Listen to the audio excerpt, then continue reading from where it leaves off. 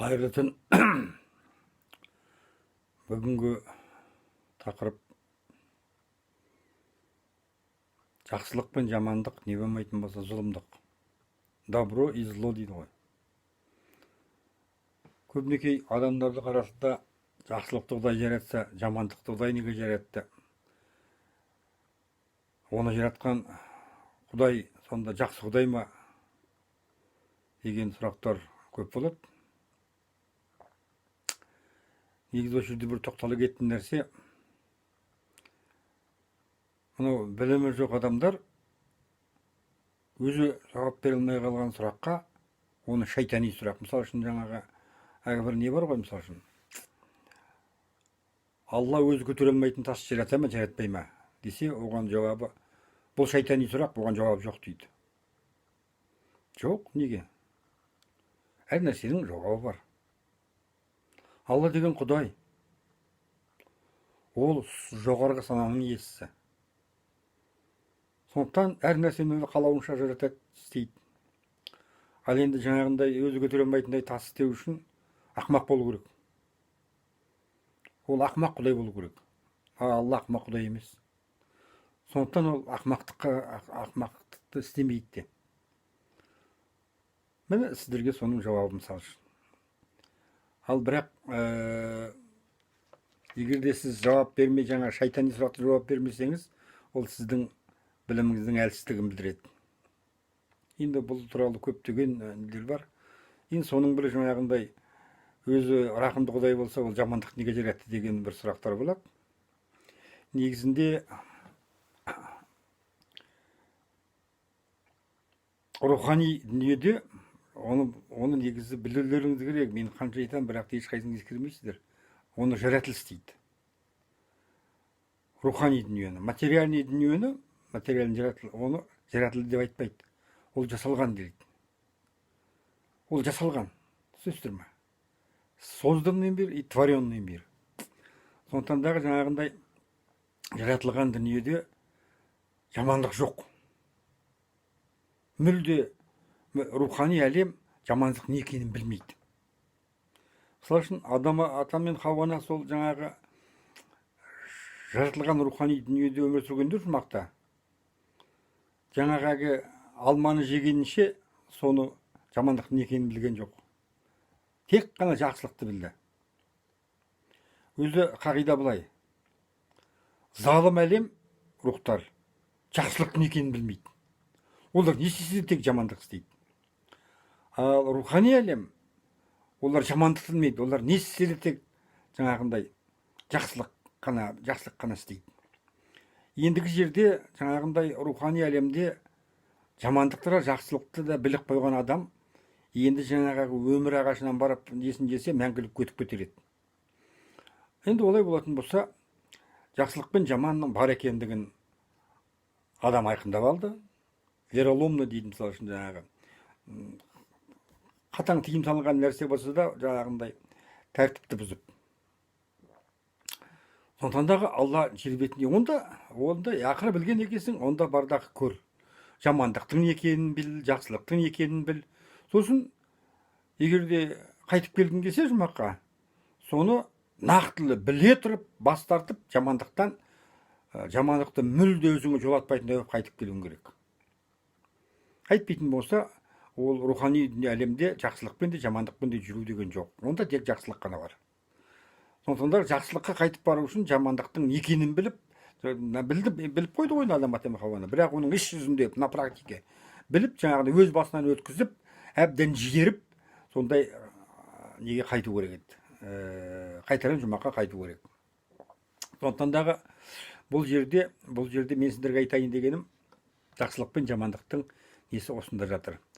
Ендігі жерде мен сіздерге айттым ғой, жақсылық тек рухани әлемде болды да, жамандық жер бетінде болды. Ал жер бетінде жаңағындай жын әлемі адамнан бірінші жаратылды да, олар сол жамандықтың ортасында өмір сүріп, әбден айтады ғой періштелер, қан төгетіндерді неге қоясың сен өзіңе, неге деп жаратасың деген сиқылда. Сол жаңағы бірін қан төгу, бірін жаңағыдай жамандық жасау, ол жын әлемінің жаңа жер бетінде адамнан бұрын жын әлеміне тән нәрсе еді. міне адам жаңағы адам емес кісі енді жер бетіне түсіп соны жаңағындай өзі көзіменен көрді.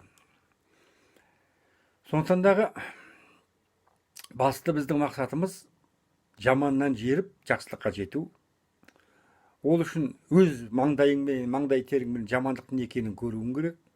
Сондықтан дағы Алланың жаратылысында бәрін жоқ қылып жараттым дейді.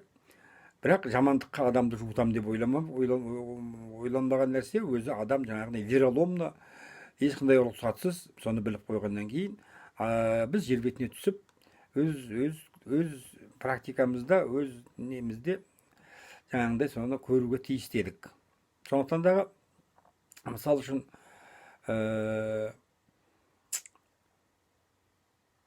жамандық туралы, жамандықтың не екені туралы, жақсылықтың туралы, жақсылықтың не екені туралы біздің қазақ халқы, оның ішінде ата бабаларымыз ерекше тоқталған тақырып еді. Ол жөнінде айтылмаған сөз қалған жоқ. Оны қайталап сіздерге айтудың керегі де жоқ. Оны жақсы білу үшін қазақ болсаңыздар болды. Негізі осы жерде де бір орынды сөз айта кететін, түбінде қазақ деген халық ол жаңағы өзінің Құдайға деген сенімін жаңағындай жүрегінде ұстап, өзінің ұлттық дәстүрінде, салтында, бүкіл өмірді қағидасының бәрінде тек қана жақсылықты жинаған халық. Жақсылықты жинаған халық. Мысалы үшін кейбір халықтарда бар енді, мысалы үшін мешіті бөлек та, үйі бөлек. Сонда өмірі мешітке барғанда діндарлығы бөлек та, былай келгенде өмірінде басқаша өмір сүреді. Біздің қазақта мешітте болған жоқ. Біздің қазақта әркімнің үйі, әркімнің өзінің жүрегі мешіті болды. Сол жерде жаңағындай бұның жаңағы дәстүріменен діни ұстамдылықтардың бәрі қауышып кеткен халық. Сондықтан да қазақтың қайсысы діндарлық, қайсысы ұлттық деп айыралтындай жағдай жоқ. Міне осымен де біз өте ұлы халықпыз. Осымен де Алланың рахымы сендерге келсе орталарыңа елші келіп тұр. Негізінде пайғамбар жоқ деп айтамыз, бірақ халық, қазақ халқы негізі ешкімді өзін пайғамбар деп айтуына міндетті емес, бірақ нәрсе айтуына болады, халық. Халық пайғамбар негізі. Біздің қазақ халқы ерекше пайғамбарлық қасиеттің барлығын игерген халық. Сондықтан дағы әрине мен қазақ дегенге сендер де ойламаңдар, сендер бәрін жоғалтып тәрк еткен ұрпақсыңдар. Сендерден кейінгі ұрпақ мүмкін дұрысталар, түзелер. Енді ол өте бір қиын заманға тап болдыңдар. Сендерді ешкім мен сөкпеймін. Бірақ та бұл сендердің тағдырларың. Егер де естеріңді жинап, әлі де осы жақсылық пен жамандықты айырамын, тек қана жақсылықпен өмір сүремін, және бір Құдайға сенемін деп өмір сүрсеңдер, әлі де кеш емес әрине. Алланың алдында ешқашанда кеш емес. Үмітсіз тек шайтан дейді. Үмітіңді үзбеңдер. Бірақ кеңдігі көк пен жердей жұмаққа асығыңдар. Әрине, бұның барлығын мен сіздерге тең айтып отырған жоқпын. Жаңағы жақсылық пен жамандықтың не екенін. Сонымен енді 90 ауыз сөздің тобықтай түйіні, мысалы үшін рухани әлемде, жаңағы жаратылыс әлемде қараңғылық деген беймәлім. Онда үнемі жарық. Ал зұлым әлемде тек қараңғылық, қараңғы түнде, қара киімнің астында, қаралықтың астында, қара жердің астында олардың істейтін жамандықтары. Олар жарық дегеннен қорқады, қараңғылыққа бейім болады. Сондықтан дағы міне осының өзінен де жаңағындай қаралыққа жоламай жарықта жүріңдер, жаман іске жоламай жақсылықта жүріңдер. Міне қағида қиын емес, бірақ та әрине жаман қалыптасқан әдет, жаман қалыптасқан ғұрыптарың бар. Соныменен жаңағы ойланбастан неше түрін істеп қоясыңдар. Бұлапыт сөйлейсіңдер, сөздің мәнін түсінбейсіңдер.